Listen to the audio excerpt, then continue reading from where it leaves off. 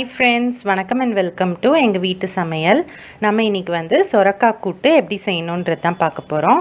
வாங்க வீடியோக்குள்ளே போகலாம். இந்த வீடியோவில் சொரக்காவை வச்சு ஒரு கூட்டு தான் செஞ்சு காட்ட போகிறோம். சொரக்காய் வந்து உங்களுக்கு உடம்புல இருக்கிற கெட்ட நீர் அல்லது கெட்ட கொழுப்பையெல்லாம் வெளியேற்றுறதுனால நம்ம உடம்பு குறைக்கிறதுக்கு ரொம்ப யூஸ்ஃபுல்லாக இருக்கும்.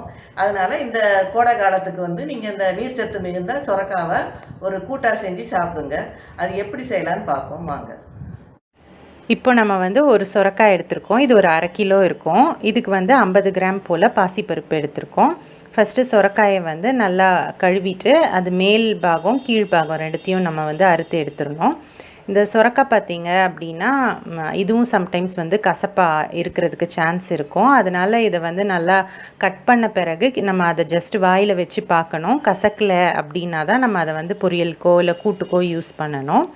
இப்போ வந்து அந்த மேலே இருக்க தோலை வந்து பீலர் வச்சு எடுத்துடலாம். எடுத்துகிட்டு இதை வந்து நறுக்கிக்கோங்க. இந்த மாதிரி சொரக்காய்க்கு நடுவில் நிறையா விதை இருக்கும். முத்தின சொரக்காய் அப்படின்னா விதை இருக்கும். அந்த விதையெல்லாம் நம்ம எடுத்துகிட்டு தான் சமைக்கணும்.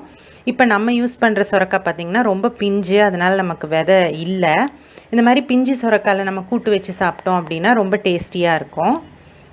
இப்போ வந்து நம்ம சொரக்காயை குட்டி குட்டி பீசஸாக நம்ம வந்து நறுக்கி வச்சுக்கலாம்.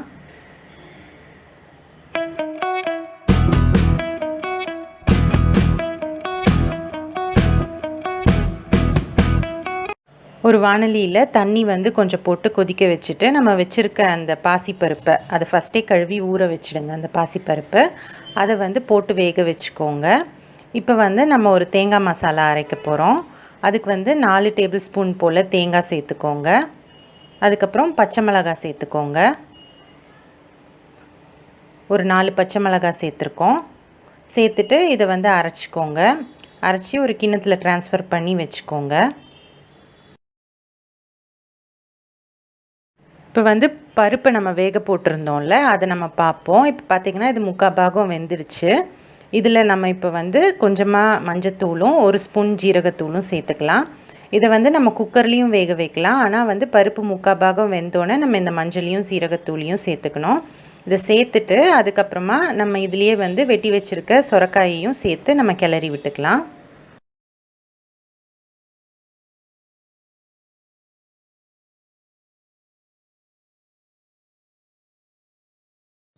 ஒரு தக்காளி போல் நம்ம வெட்டி வச்சுருந்தோம், அதையும் இதில் சேர்த்துக்கலாம். சேர்த்துட்டு இதை வந்து நல்லா பரட்டி விட்டு மூடி போட்டு வேக விட்டுருவோம்.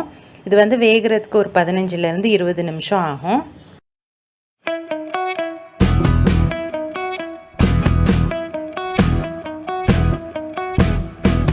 இப்போ பார்த்தீங்க அப்படின்னா நம்மளோட சொரக்காவும் அந்த பருப்பும் சேர்ந்து நல்லா வெந்துடுச்சு. இந்த ஸ்டேஜில் நம்ம அரைச்சி வச்சுருக்க அந்த தேங்காய் மசாலாவை இதில் ஆட் பண்ணிக்கலாம்.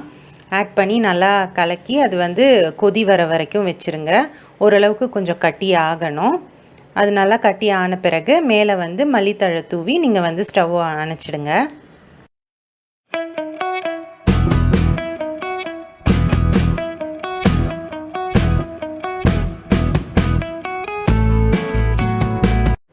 இப்போது இந்த கூட்டுக்கு வந்து நம்ம தனியாக தாளிப்பு கொடுக்கணும். அதுக்கு ஒரு வாணலியில் தேவையான அளவு எண்ணெய் விட்டுக்கோங்க. எண்ணெய் காஞ்சதும் கடுகு உளுத்தம்பருப்பு சேர்த்துக்கோங்க. அதுக்கப்புறமா கருவேப்பிலை சேர்த்துக்கோங்க. காஞ்ச மிளகாயும் சேர்த்துக்கோங்க. அப்புறம் ஒரு சின்ன வெங்காயம் பொடியாக நறுக்குனதையும் சேர்த்துக்கோங்க. சேர்த்து அதை நல்லா வதக்கிக்கோங்க. கொஞ்சமாக பெருங்காயத்தூளும் சேர்த்துக்கோங்க. நம்ம இதுக்கு வந்து சின்ன வெங்காயம் யூஸ் பண்ணாலும் ரொம்ப டேஸ்டியாக இருக்கும். இப்போ இதை வந்து நல்லா வதக்கிக்கோங்க. வெங்காயம் வந்து நல்லா வதங்கின பிறகு நீங்கள் வந்து அந்த கூட்டில் வந்து சேர்த்துக்கோங்க. கடைசியாக நம்ம தாளிப்பு போட்டு சேர்த்தோம் அப்படின்னா அந்த கூட்டோட வாசமே தனியாக இருக்கும். ஃபஸ்ட்டே தாளிப்பு செஞ்சு நம்ம கூட்டு பண்ணோன்னா நமக்கு அந்த அளவுக்கு அந்த ஃப்ளேவர் இருக்காது. அதனால் கடைசியாக பண்ணிக்கோங்க. சுட சுட நம்மளோட சொரக்காய் கூட்டு வந்து சூப்பராக தயாராகிடுச்சு. ஸோ ரொம்ப சிம்பிள் தான், ரொம்ப ஹெல்த்தியான ரெசிபியும் கூட. ஸோ கண்டிப்பாக நீங்களும் ட்ரை பண்ணுங்கள். ட்ரை பண்ணிவிட்டு உங்களோட ஃபீட்பேக்கை எங்களுக்கு கமெண்ட்ஸில் போடுங்க. இந்த வீடியோ உங்களுக்கு பிடிச்சிருந்ததுன்னா லைக் பண்ணுங்கள், ஷேர் பண்ணுங்கள், சப்ஸ்கிரைப் பண்ணுங்கள். மறக்காமல் பெல் பட்டனையும் டேப் பண்ணுங்கள். அப்போ தான் எங்களோட ரெகுலர் அப்டேட்ஸ் உங்களுக்கு வந்து சேரும். தேங்க்யூ.